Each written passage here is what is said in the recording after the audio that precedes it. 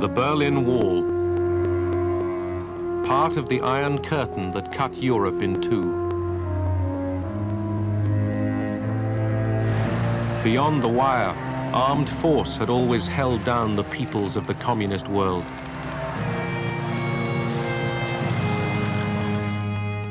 In 1989, the wall was still intact, but there was a new mood in Moscow.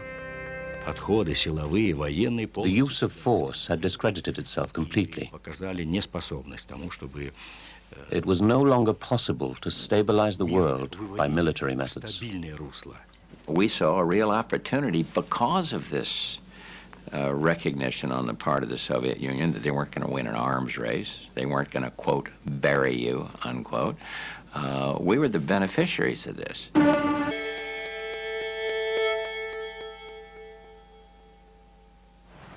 December 1988. Gorbachev met George Bush and outgoing President Ronald Reagan. Gorbachev had decided that the Cold War must be brought to an end. The Americans remained cautious. There were pressures on Mr. Gorbachev from his right, if you want to call it that, from his military, God knows from who else, who didn't want to see the rapidity of this change. By 1989, Gorbachev was determined to loosen Soviet control over the nations in the communist bloc.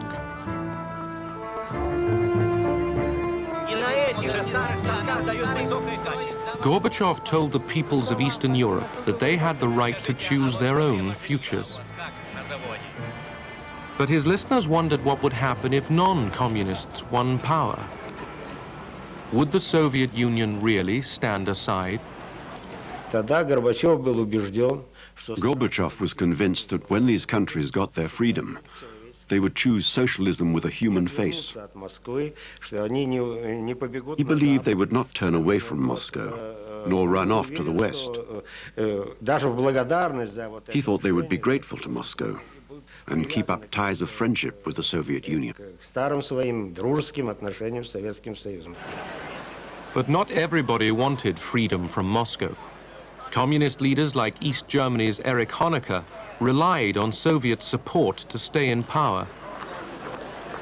To imagine that the Soviet Union, after 40 years of alliances, would leave every socialist country to fend for itself and turn its back on them as if there had never been a brotherly community, this was unheard of.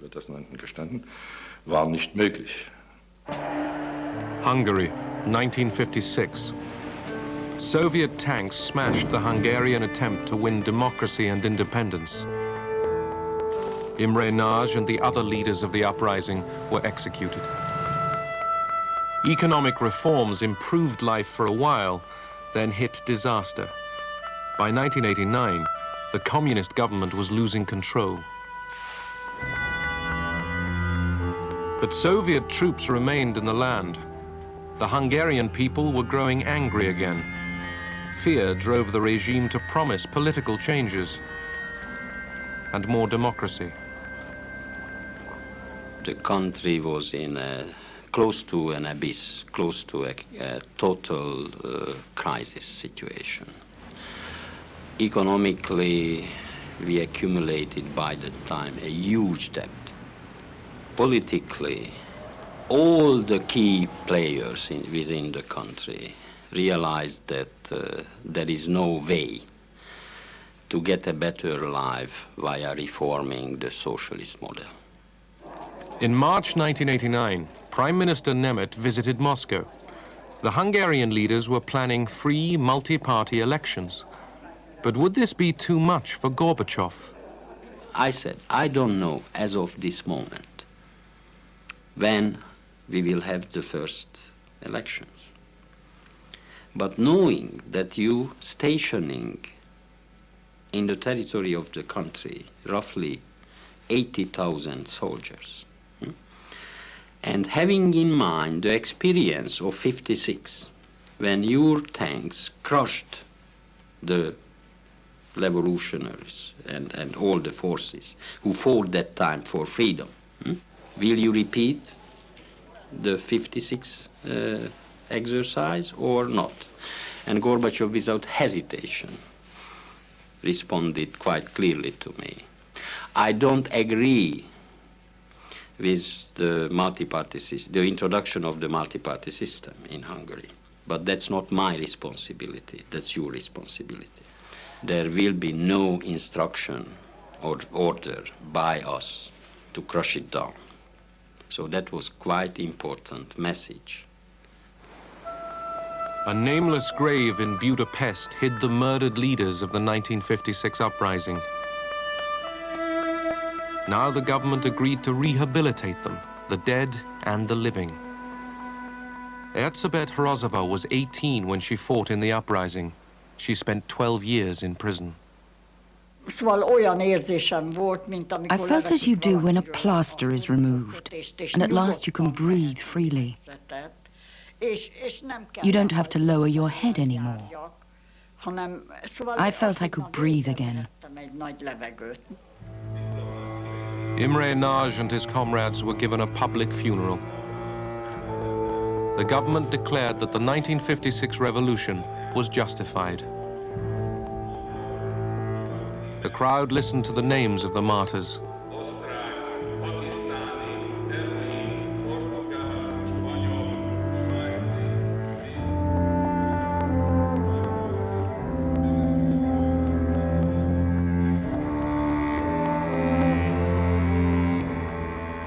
I was stunned to see that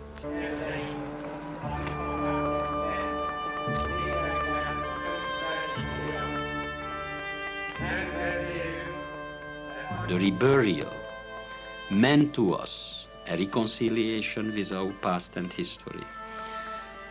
It meant a new start, a fresh start, especially in the political side of our life, and a renewal. A month before, the Cold War had lost a symbol. The Hungarian government took down the barbed wire on its border with Austria and the West. The Soviet Union did nothing. Although travel was still not completely free, the Iron Curtain was starting to unravel. Hungary's boldness alarmed the hard-line Warsaw Pact leaders.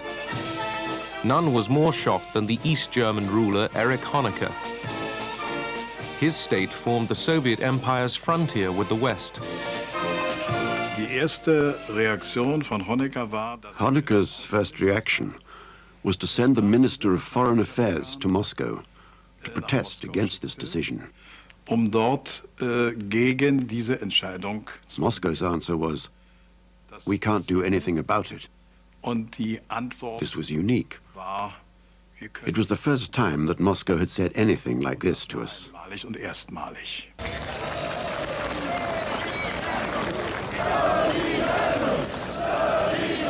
The Poles, like the Hungarians, were breaking with the communist system. Faced with a wave of political strikes led by the opposition movement Solidarity, the regime had given way. I knew that the communist system was finished. The only problem was, what would be the best way to get rid of communism?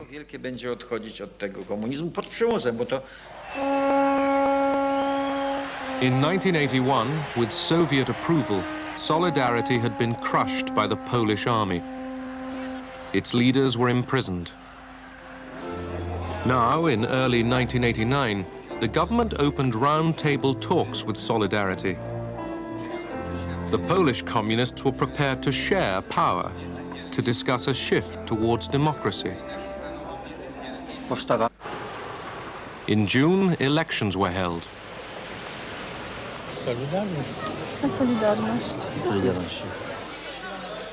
They produced a stunning defeat for the communists.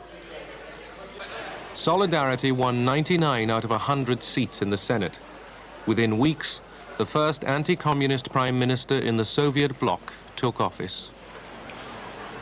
When we knew that Gorbachev was thinking about reform, we saw he would not oppose our reforms. And that was important to us. In July, President Bush visited Poland and Hungary. The West gave them moral support for democratic change, but little more. We did have some modest economic packages for both countries, but really, we did not want to kind of pump money down a rat hole either. We wanted to be sure that the economic reforms, the moves towards free markets, those things, were for real, that they were going to continue. This dismantling was made possible by the... In Hungary, Bush was presented with a piece of barbed wire, a souvenir of Hungary's dismantled Iron Curtain. On his Wyoming ranch, James Baker, Bush's Secretary of State, discovered a real friendship for Eduard Shevardnadze, the Soviet foreign minister. Excuse me, I'm from the Park Service. Do you guys have a fishing license? Absolutely. Baker confirmed to Shevardnadze that the United States would tread carefully in Eastern Europe and would not exploit Soviet problems there. What was achieved at Jackson Hole was, I think, a new atmosphere of trust. Everyone on the American side, as a matter of fact, felt it was very important that we assist Gorbachev and Shevardnadze and the reformers in the Soviet Union in any way we could to arrive at a soft landing. The Cold War didn't have to end with a whimper. It could have gone out with a bang. Already in communist China, a surge of demands for human rights and democracy had ended in tragedy. On Tiananmen Square in Beijing, tanks and troops had attacked peaceful demonstrators and slaughtered them.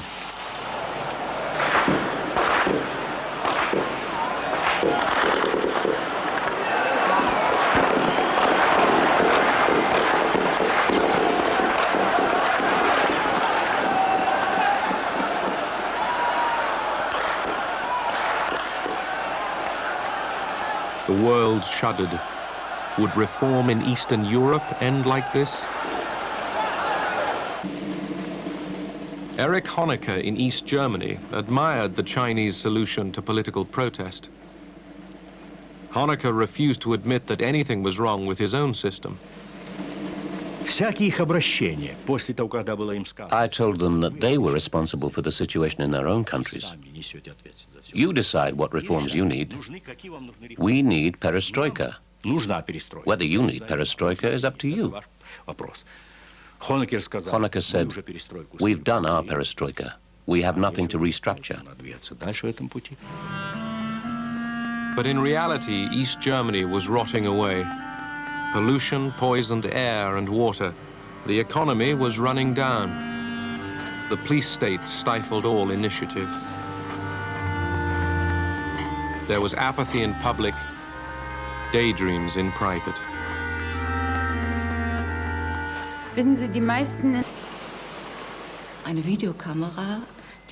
There was a video camera installed in the building opposite us, which was trained on our window.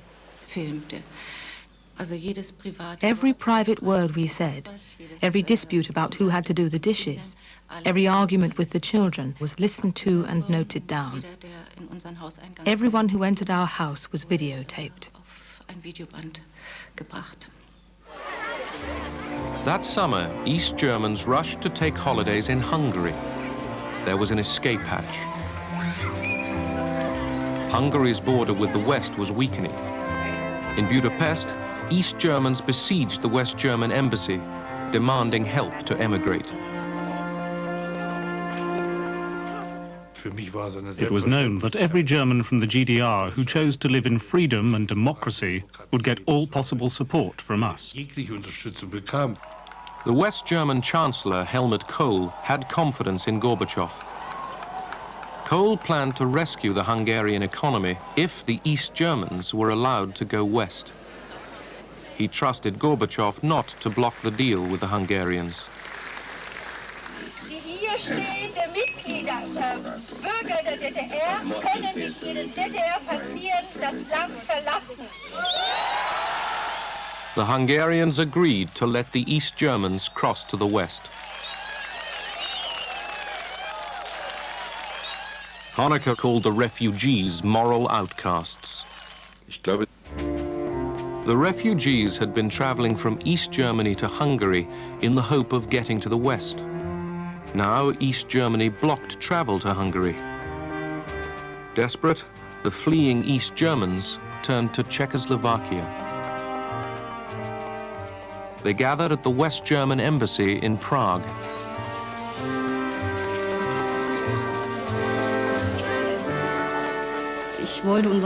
We had no prospects. I didn't want my child to grow up under that repression. It wasn't just that we couldn't travel, it was small everyday things. When the embassy was full, the refugees climbed into the garden. We didn't know what was going to happen to us. We knew there were many people inside waiting, but we weren't sure whether there would be police inside, or even the state security police, the Stasi. We walked fearfully along the fence, and then people from inside the embassy came up and said, "Don't you want to come in?" We were astonished and said, "Yes." "Wait," they said, "we'll get a ladder." We climbed the fence and were inside. At first, we saw just people. It was frightening, people everywhere. More and more refugees crammed themselves into the embassy and refused to leave. Ich habe da keine Perspektive gehabt. Gearbeitet die Woche 70 Stunden, 30 Stunden maximal geschlafen und am Ende 1500 Mark drüber geblieben. Das ist nicht normal, das ist keine Perspektive für meine Familie. Germany's foreign minister, Hans-Dietrich Genscher, came to Prague. Under Soviet and West German pressure, Honecker had consented to a face-saving deal.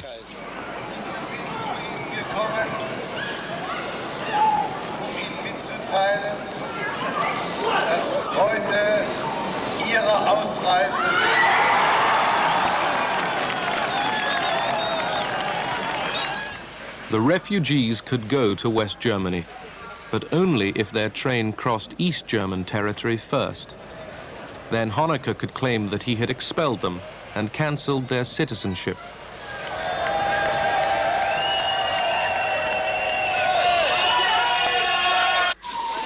Back in Prague, a new wave of refugees stormed the embassy fence.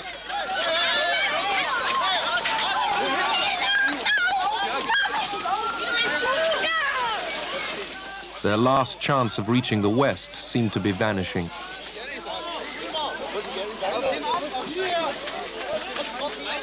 Within a few days, another 7,000 people had scrambled into the embassy garden. Some East Germans chose to stay and protest. The Lutheran churches were sheltering an opposition movement. Inspired by Gorbachev, the protesters dreamed of turning East Germany into a democracy.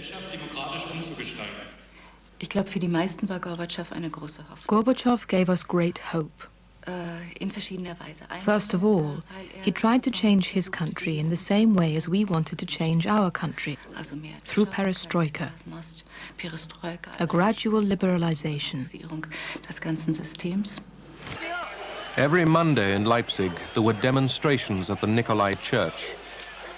They swelled into mass protests.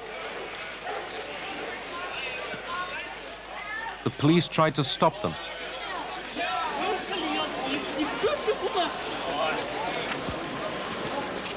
But the government was losing its nerve. Only Honecker seemed to notice nothing amiss. On the eve of East Germany's 40th anniversary that October, he was confident as he waited with his colleague Egon Krenz to greet his senior guest, Mikhail Gorbachev. The Soviet delegation already knew that the East German regime was tottering. The outward show of victorious celebration went ahead. Then, at the torchlight parade of communist youth, the marchers dropped their rehearsed slogans. They began to chant another name, Gorby.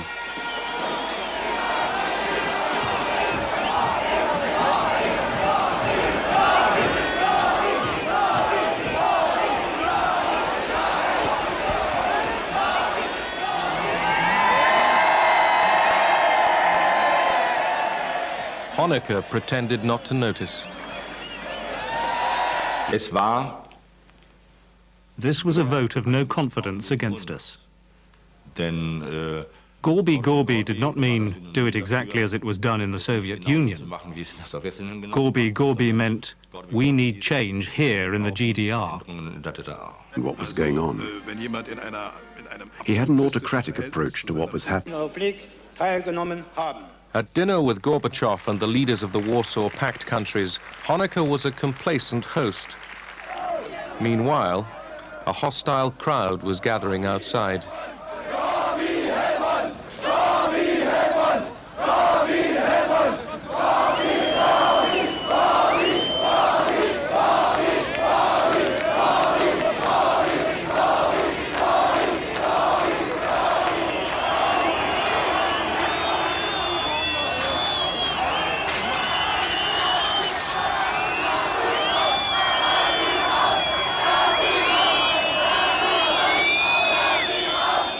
Honecker was planning to stamp out the new opposition. No one was sure how far he would go. There was a permanent fear that there might be a Chinese solution to the problem and that weapons might be used. We could never ignore this possibility.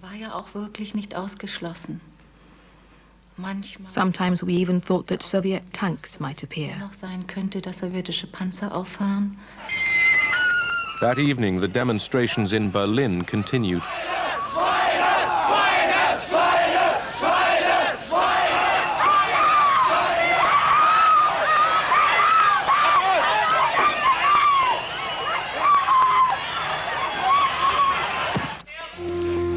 In Leipzig, earlier that day, the authorities made ready to meet the demonstrations with armed force. On the afternoon of October 7th, the entire square was cordoned off by the police. It was the first time I saw the power of the police. They stood in a phalanx with their helmets and shields and face masks.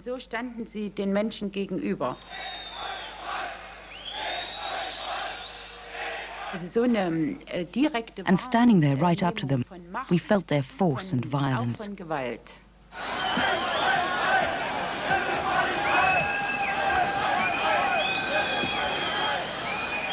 That night, the police charged and scattered the demonstrators. But an even larger protest rally was called for 2 days later. The army was on standby.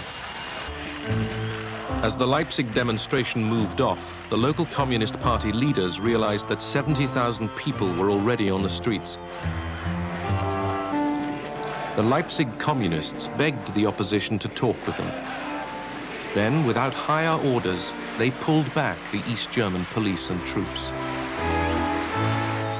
The demonstration went off peacefully. For East Germans, this was the turning point. People almost fell into each other's arms and said, "Oh my goodness, now something is happening, and now finally we're starting to talk to each other. And if we talk to each other, we won't shoot at each other."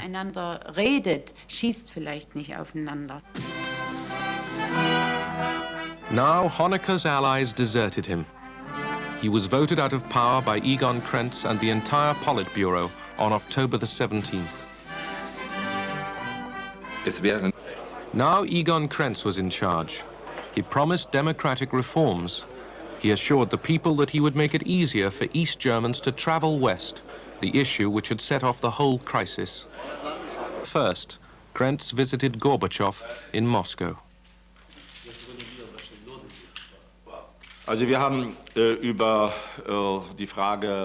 We talked very openly about the question of free travel, and he said to me, if you don't find a new formula which allows the GDR citizens to travel, then things won't look good for you. By 89, many people, myself included, were no longer prepared to look for dialogue. I remember that we said, now our readiness for dialogue has expired. Now it's confrontation. In vain, Krentz offered new freedoms. The street demonstrations grew bigger and asked for more. In East Berlin on November the 4th, a crowd of 500,000 people gathered. Liebe Freunde, Mitbürger, es ist, als habe einer die Fenster aufgestoßen, nach all den Jahren der Stagnation, der geistigen, wirtschaftlichen, politischen. If you live in a system that is suppressive, you don't walk upright. You always go this way, with your head down. And now was a chance to walk upright and to show your face and to show the power of the people. On November the 9th, 1989, Günter Schabowski told journalists in Berlin that restrictions on travel to the West would be lifted. News flashed round the city. East Berliners rushed to see if the checkpoints in the wall were really opening.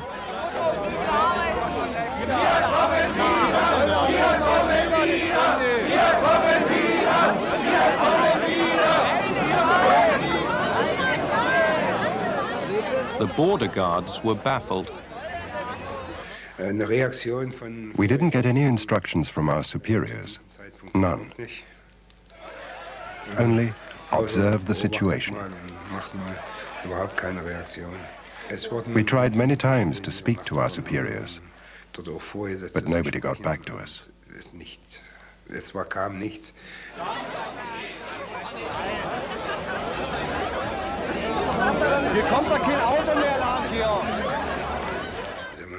You have to bear in mind that our soldiers were fully armed on this day, as always, and they had one order. That order was to stop anyone trying to escape, but the crowds were huge now. Suddenly, the guards gave in. They opened the barriers.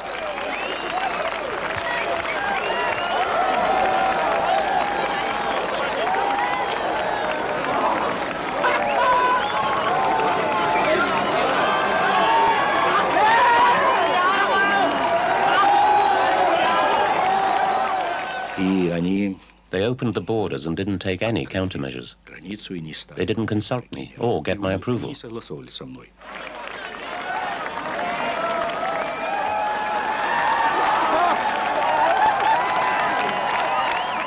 hat mich angerufen nach der Das ist ein wunderschöner Tag.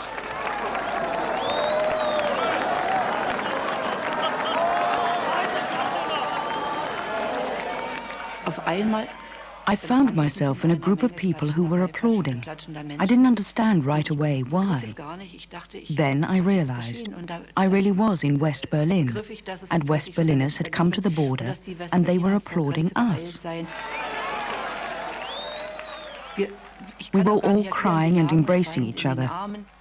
Even now, when I look back, my heart is racing. It was so moving. Bekannte, die wollen mal besuchen, die warten uns 12 Stunden. Wir wollen einfach mal rüber. Nur mal gucken.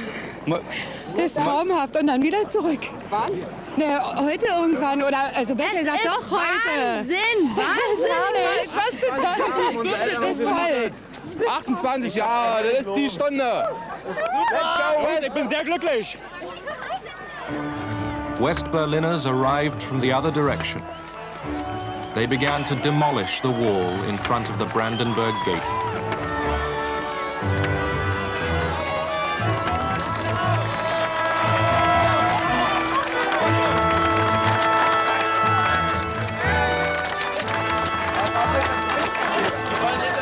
Also die Idee, auf der Mauer herumzuhacken, die kam irgendwie, das war so ein gemeinsames. There was a common idea.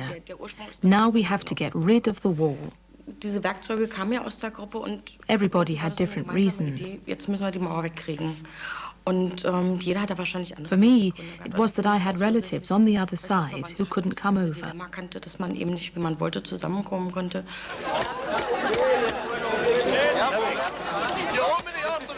Oder wenn ich an meine Tante denke. When I remembered my aunt and how I couldn't see her before she died, it made me so angry. It was liberating to do something against the war. Der Kommunismus ist gestorben. Wir nehmen das mit rüber. Die SED ist tot. Ja, wir nehmen das mit rüber. Lebt doch noch. Ja, Alter.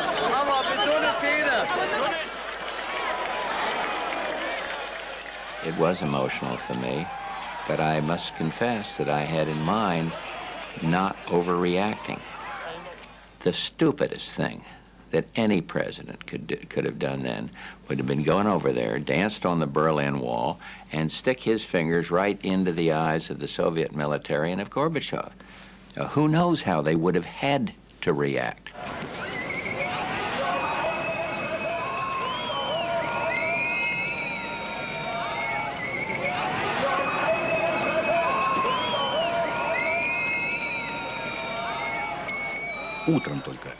Next morning, I got a phone call. They told me what had happened. I said, you made the right decision. Because how could you shoot at Germans who walk across the border to meet other Germans on the other side? So the policy had to change.